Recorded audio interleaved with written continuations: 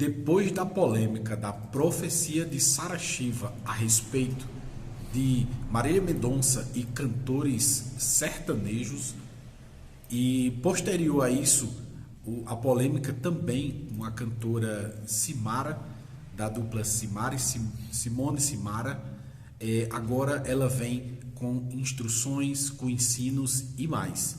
Vem falando a respeito da dificuldade que é artistas deixarem a sua profissão, ou profissionais que são ligados à moda, ao corpo, deixarem a profissão por amor de Jesus.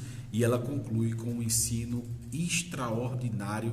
Fica com o vídeo aí. Sobre a conversão de uma pessoa que veio da classe artística ou de qualquer área, né, de modelo, atriz, que precisa usar a beleza, bailarina, dançarina, que precisa usar a beleza para ganhar a vida, né, o corpo, né, a aparência.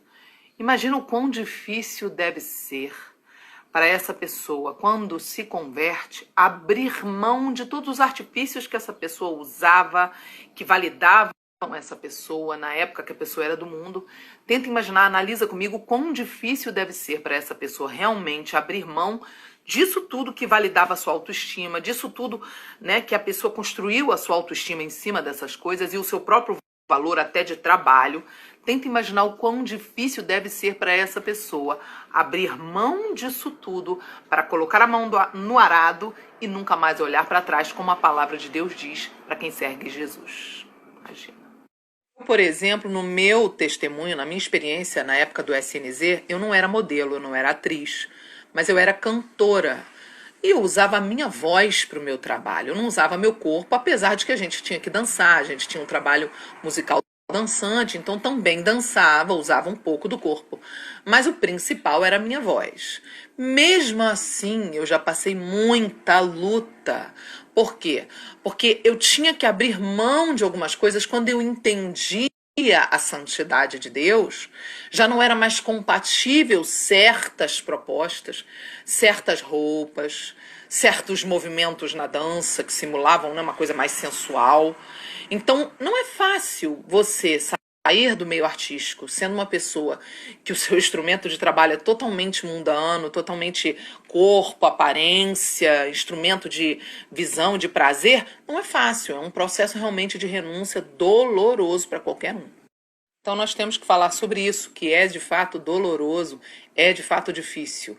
Porém, quando você tem um verdadeiro encontro com Jesus, você entende que Jesus, ele precisa ser na tua vida mais importante do que o teu conforto, mais importante do que a tua tranquilidade e mais importante do que a opinião que as pessoas têm de você e até mesmo do que você faz a nível de trabalho, a nível de fama, a nível de sucesso. Jesus precisa vir acima disso tudo. Então, se o nosso trabalho ou uma prática dentro do nosso trabalho fere a santidade de Deus, afasta a presença do Espírito Santo, porque aquilo não é compatível com a santidade de Deus, sim, Jesus precisa ser mais importante, nós precisamos aplicar a cruz. A cruz é o quê? É renunciar, é morrer para aquilo que queremos e renascer para a vontade de Deus e agradar a Deus acima da nossa vontade. É justamente aí que entra o discipulado na vida de qualquer pessoa que se converte, que vem da classe artística e que se converte. Ou seja, se uma pessoa que nem veio da classe artística precisa de um discipulado, que é um acompanhamento para aprender a caminhar, aprender a andar com Deus, imagine então uma pessoa que veio da classe artística. Eu, particularmente, se eu não tivesse tido discipulado, eu nunca teria dado frutos, nunca nem teria sido liberta das coisas que me aprisionavam, porque eu não sabia andar, não conhecia a Bíblia, não entendia nada, não sabia orar, não sabia os princípios, não conhecia as leis espirituais que regem, né, a nossa dimensão, não sabia nada. Então, foi muito importante o discipulado.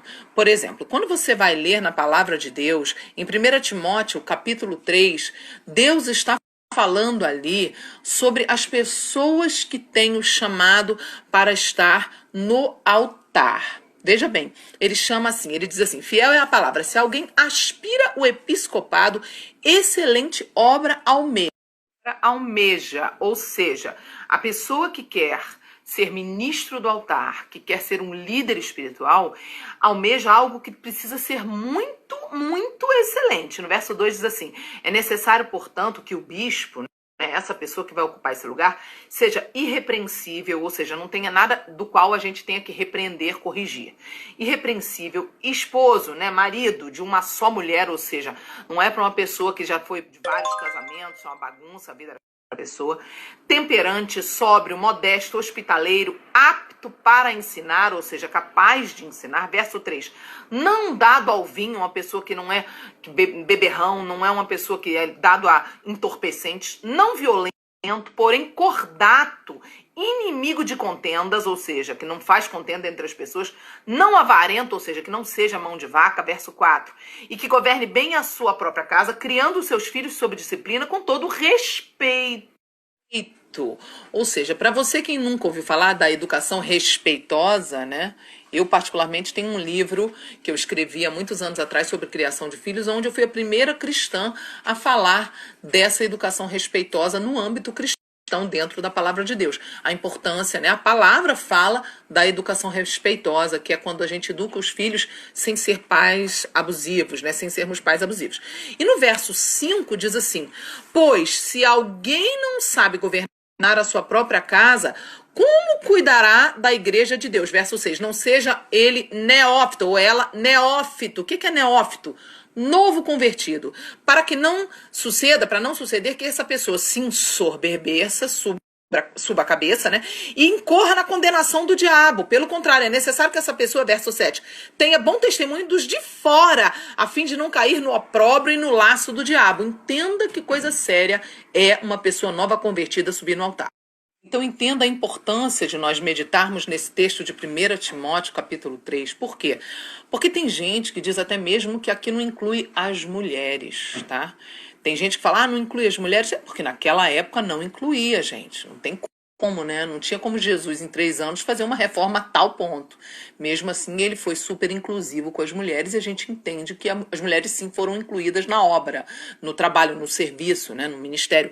Porém, imagina, se tem gente que nem aceita mulheres hoje trabalhando, quanto mais uma pessoa que seja novo convertido ou nova convertida, um neófito ou uma neófita, que significa novo convertido. Medita no verso 6, que essa pessoa que vai para o altar, não seja neófito, não seja novo convertido nem nova convertida, para não acontecer que essa pessoa se ensoberbeça e para não acontecer que essa pessoa caia na condenação do diabo. Presta atenção nisso, é muito, muito sério. Amém? Continua dizendo no verso 7, pelo contrário, ou seja, não coloque neófito, pelo contrário, tá? É necessário que essa pessoa, neófito, novo convertido, nova convertida, tenha um bom testemunho dos de fora. Por que ele fala isso? Porque é nos de fora que a pessoa revela quem é, tá? Não é os dentro da igreja. Na igreja a pessoa pode pôr uma máscara de espiritual, mas nos de fora da igreja, as pessoas que conhecem a pessoa de antes, é com esses que a pessoa vai dar o testemunho verdadeiro. Então, essa pessoa tem que ter um bom testemunho dos de fora da igreja, a fim dessa pessoa não cair no opróbrio, que significa maldição, e nem no laço do diabo. Ou seja, Deus está falando aqui através do irmão Timóteo, que uma pessoa nova convertida, se ela sobe no altar despreparado, a pessoa pode cair na maldição e no laço do diabo. E isso, gente, entra na conta dos líderes, dos pastores, porque a pessoa ignorante não vai ser cobrada, mas a liderança sim vai ser cobrada.